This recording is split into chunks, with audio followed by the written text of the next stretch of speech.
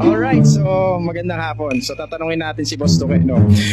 Ang question ay, kung ang English ng minsan or ay sometimes, ano naman ang paminsan-minsan? Paminsan-minsan? Oo. Wait lang ah. Paminsan-minsan.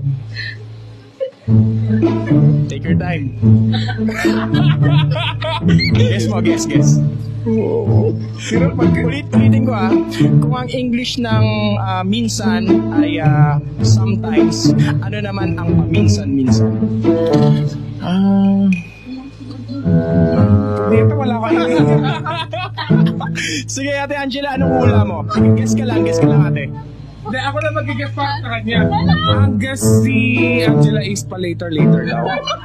Kung ang English ng minsan ay sometimes, ano naman yung paminsan-minsan? Di ba yung may picture Hindi ko alam eh.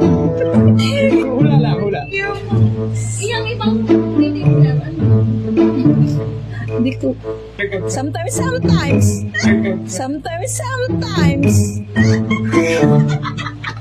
Ano, ikaw, ano hula mo? Anong English ng paminsan-minsan?